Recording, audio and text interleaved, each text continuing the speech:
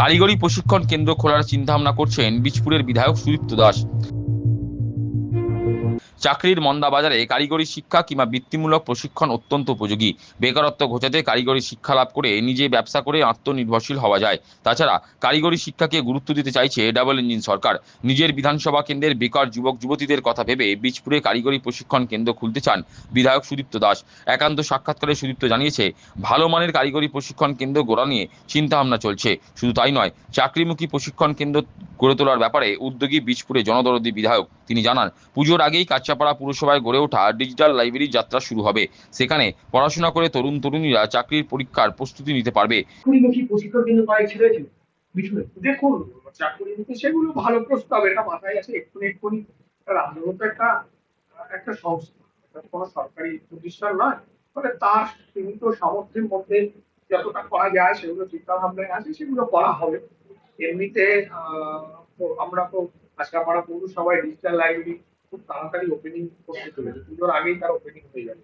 এখান থেকে ছেলে মেয়েদের আমরা কম্পিটিটিভ এক্সামের জন্য তৈরি করেছি এবং আমরা তৈরি করব এবং তারা সেখানে পড়াশোনা করবে এবং চাকরির পরীক্ষা দেবে। এবং আমার দৃঢ় বিশ্বাস যে ওখানে পড়াশোনা করে কাজটা করার শিক্ষিত যুবকরা চাকরি পাবে, সেই মানেরই পড়াশোনা আপনার পাবে।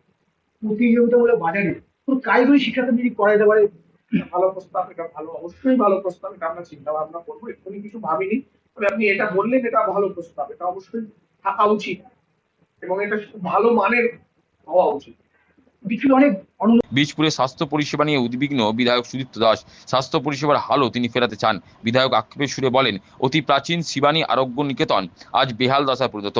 এই স্বাস্থ্য কেন্দ্রের কঙ্কালসার চেহারা দেখে খারাপ লাগছে। স্বাস্থ্যমন্ত্রীর সঙ্গে কথা বলে এই হাসপাতালে হাল ফেরানোর চেষ্টা করা হবে। গরিব মানুষ রয়েছে, সেখানে কোনো সিআইডি স্বাস্থ্য চিকিৎসা হোমিওপ্যাথি হোক বা আয়ুর্বেদিক সেন্টার করা তো করুন দশা। একটা শিবানী হাসপাতাল ছিল, তার কঙ্কালটা পড়ে আছে, কিছু নেই। আমরা এটা একদম সরকারের অনেক বড় ব্যাপার, মানে একটা বিধায়ক তহবিল থেকে সেটা করা সম্ভব নয়। আমরা সরকারের কাছে এটা নিয়ে প্রস্তাব দেবো, স্বাস্থ্যমন্ত্রীর সাথে কথা বলবো এবং আমরা ভীষণভাবে চাইছি যে বীজপুরে শিবানী হাসপাতাল সুন্দরভাবে তৈরি হোক, যাতে বীজপুরের মানুষের চিকিৎসা অন্তত সেখানে হতে পারে। কারণ শিবানী হাসপাতালটা তুলে দিয়েছে। আমরা আমরা একদম নির্বাচনে যা বলেছি যে আমরা শিক্ষা, স্বাস্থ্য এবং কর্মসংস্থান এই ভোটের মূল ইস্যু ছিল, সেই ইস্যুতে মানুষ আমাদের ভোট দিয়েছে। তো আমরা সেটা নিয়ে সকাল থেকে রাত ব্যস্ত যে কত তাড়াতাড়ি আমরা মানুষকে সেগুলো উপহার দিতে পারি।